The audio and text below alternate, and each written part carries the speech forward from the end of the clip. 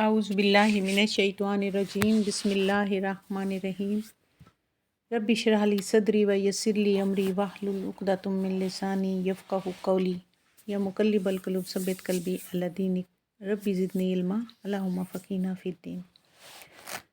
اس وقت میں تھوڑی سی بات کروں گی 3-4 الفاظوں پہ۔ جب ہم قرآن پاک پڑھنا شروع کرتے ہیں تو ہمارا واسطہ 3 طرح کی چیزوں سے پڑتا ہے: آیات، صورتیں اور مکمل قرآن پاک۔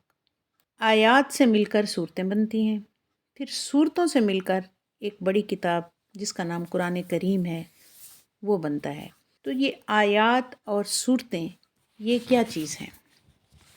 سب سے پہلے ہم آیت کو لیتے ہیں۔ آیت کو اس لیے آیت کہتے ہیں، یہ ایک علامت اور ایک نشانی ہے، یعنی اس کے لفظی معنی جو ہیں آیت کے علامت اور نشانی کے ہیں۔ قرآن کریم میں بھی آیت کو بطور علامت اور نشانی کے معنی میں ہی ارشاد کیا گیا ہے ہر جگہ پر۔ اور اس کے علاوہ آیت کو آیت اس لیے بھی کہتے ہیں، اس آیت کے اندر جو ایک مکمل مضمون ہوتا ہے یا جو ایک بات ہوتی ہے، اس بات کا اول آخر سے جدا ہوتا ہے۔ یعنی بات شروع ہوئی ہے تو وہ کسی اور جملے سے، اور جب ختم ہوئی ہے تو وہ کسی اور جملے پہ۔ اس کا معنی کے حساب سے بھی شروع اور آخر جدا ہوتا ہے۔ اور اسی طرح آیت پر کلام اختتام کو پہنچتا ہے، یعنی وہ چھوٹی سی بات جو ایک آیت میں کہی جاتی ہے، اس آیت کا شروع اور آخر دونوں الگ الگ ہوتے ہیں، اور اس آیت پر آ کر یہ کلام جو ہے وہ اختتام کو پہنچتا ہے۔ اب آیات سے مل کر پھر سورت بنائی گئی ہے۔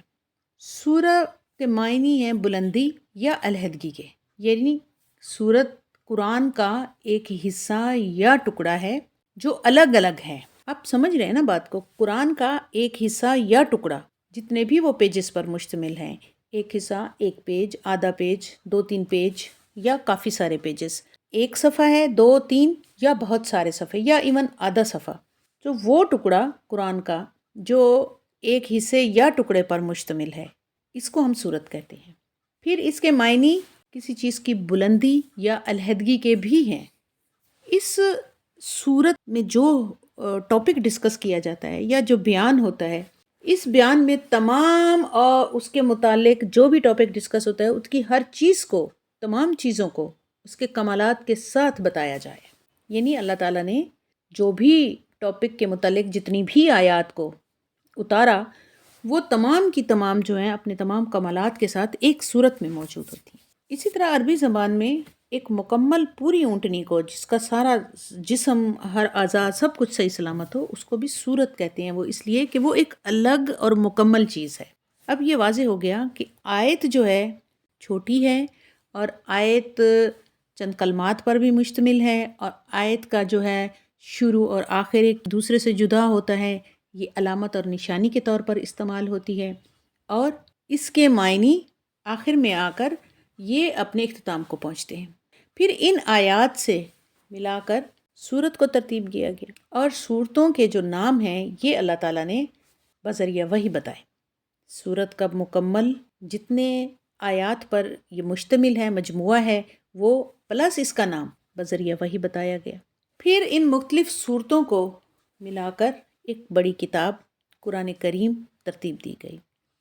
سورتیں آپ صلی اللہ علیہ وسلم کے دور میں ہی ترتیب دی جا چکی، اور ان کے نام اور ان کا تمام جو موضوع ہے وہ اللہ تعالیٰ کی طرف سے، اور جتنی بھی آیات ایک سورت میں ہیں وہ اللہ تعالیٰ کی طرف سے بذریعہ وحی نازل کی گئی۔ قرآن پاک کی ترتیب آپ صلی اللہ علیہ وسلم کی وفات کے بعد ترتیب دی گئی۔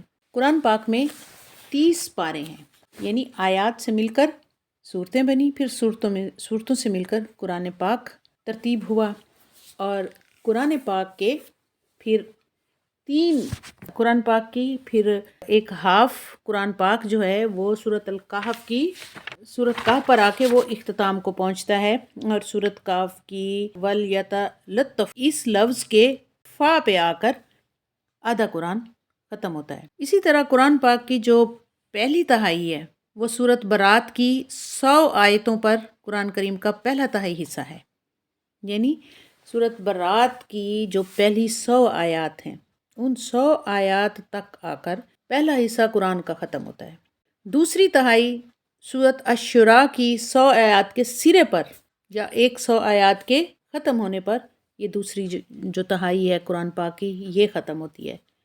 اور تیسرا حصہ جو قرآن پاک کا ہے وہ یہاں سے لے کے آخری سورت والناس تک. تو یہ ہے تھوڑی سی انفارمیشن جو آیت سورت اور قرآن کے حوالے سے ہے، کیونکہ جب بھی ہم قرآن پاک کھولتے ہیں تو ہمیں پہلے یہ بھی علم ہونا چاہیے کہ قرآن پاک میں ہمیں جو چیزیں اب سامنے آنے والی ہیں وہ کیا ہیں اور ان کا مطلب کیا ہے. شکریہ. السلام علیکم ورحمۃ اللہ.